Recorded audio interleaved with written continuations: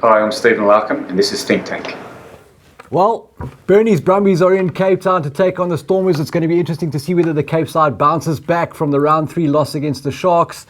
Tank, we spoke about it last week, about winning rugby versus style points. Stormers played a lot of rugby, lost that game against the Sharks. You pulled some very interesting player stats out for the infographic that talks to those points. Just early on though, he's not going to do you out of an intro. Yours are much better. Thank you. He's got a better pass. Well, see you touch rugby on Thursday. Maybe he does a great Cooper and comes and plays touch with the Hammies boys. So the numbers are less flattering than I think Robbie Fleck would like. He's making out to be very positive. I just think, between Skalkberger and Kurt Coleman, they made 52 passes. Joe Peterson made 5. Yeah. So I just wonder, there was a lot of endeavour from the Stormers, but perhaps, I don't know where the strike point was coming from. Where were they attacking? And just looked a little bit lateral. Yeah, I mean, didn't that talk exactly to what we said last week about not just playing for the sake of it, but being effective? And that's exactly the thing. Where do you do what? Yeah. I think, the point that we agreed on last week is that you do want a little bit more ball in hand, but where you do it on the field is quite important. Yeah, specifically, Marcel Coetzee finished as man of the match. He had some amazing numbers. I think he tackled twice as much as Nazam Carr, who had a really good game at open side. And I think Marcel made your Stats 15 Team of the Week. I see an open side. Yeah, so it's the Vodacom Stats 15.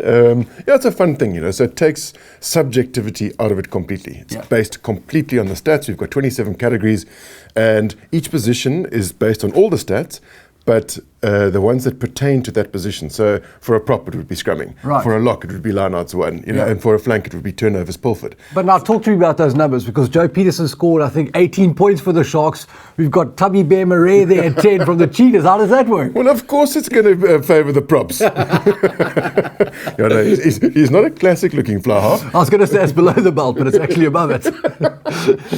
But he was effective, and he's our fly half there in the Stats 15. A little bit slow to start, perhaps, on the weekend, but came good. Made meters, carried ball, offloaded, beat defenders.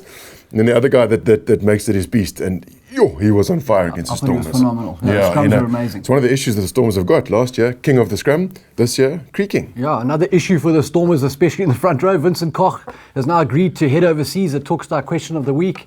Is the player exodus abroad from South Africa really that bad? Can't we perhaps sustain it like Australia does? I think it's a really interesting question. I think we're at a precipice, but a precipice of goodness. Okay. So just to Koch's point, so his agent, I think this has been driven by his agent, and that's a big concern in rugby. I think they're chasing money, the agent perhaps more than the player. So he spoke about getting out of his contract with Province. Yeah. But of course he's contracted to the Pumas. Yeah, so that he's not going to be in the Cape is neither here nor there. So I just wonder, it's my biggest concern is, are agents driving this, and are they chasing money for their pockets, or is it for the players? Right. And then the other point is, word on the street is that Dwayne is not that happy in France, because, it's much more fun to live in South Africa. Of course it is. Obviously it's quite fun, you times it by 15 or you times it by 24 and you just see dollar signs. Yeah. But, like Victor Matfield found out, it's not that easy living in France. Yeah. So Dwayne came out and said, he wants to captain the box. But you know what?